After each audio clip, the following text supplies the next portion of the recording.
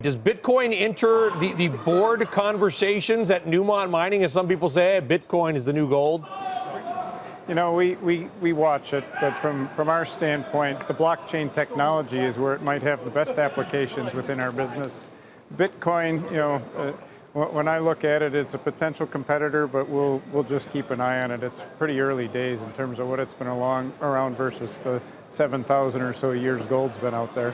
Do you view it as in any form a competitor? Listen, gold, Gary, we love gold for jewelry, right? We love gold for a few industrial uses. Some people like gold because they view it as a currency. They want to have it.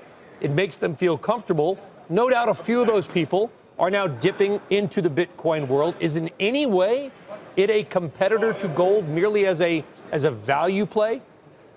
You know, at this stage, we haven't seen any dip into the gold demand side of things, and frankly, when it comes to what I'll be buying my wife for Christmas this year, it won't be Bitcoin earrings.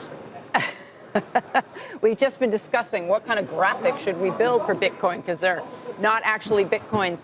Can I ask, you know, we talk so much about fracking, and there has been all this new technology when it comes to oil that makes previously difficult oil now easier to get, so reserves have gone up. We've actually seen that in a number of commodities. Is it happening in gold? Are there new ways to extract gold so we can get more of it out of the ground?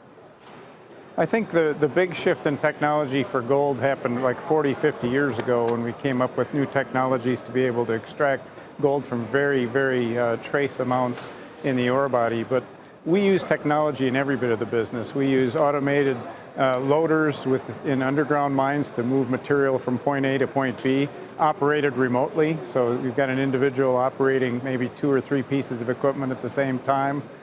We use technology in how we track temperatures in tires to maximize payloads in haul trucks. I think there's technology in every bit of the operations and how we design and find mines. In terms of being able to use things like fracking, horizontal drilling, you know, we drill 2-3 kilometers at depth to try to find where our ore bodies are, and how we model and best understand what's out there is where we see the best application in mining and in particular in the gold space. Around the world, Mr. Goldberg, where is the greatest demand for gold, and what do those buyers want to use it for?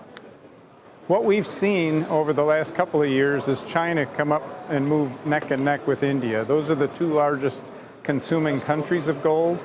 And in both those countries, jewelry would be the #1 use, and then as a store of wealth would be the #2 use. And we see that demand pretty consistent. And I think what's good for the gold space in that end is we see the populations, especially the middle class in both those countries, growing over the next 5 to 10 years, which is good for gold demand. So that would boost demand and presumably boost the price, right?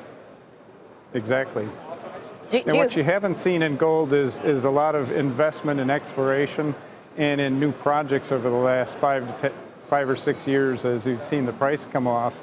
So we actually expect to see the mine's production of gold drop from about 103 million ounces a year down to 95 million ounces over the next 5 or 6 years. So a reduction in supply and an increase in demand should be good.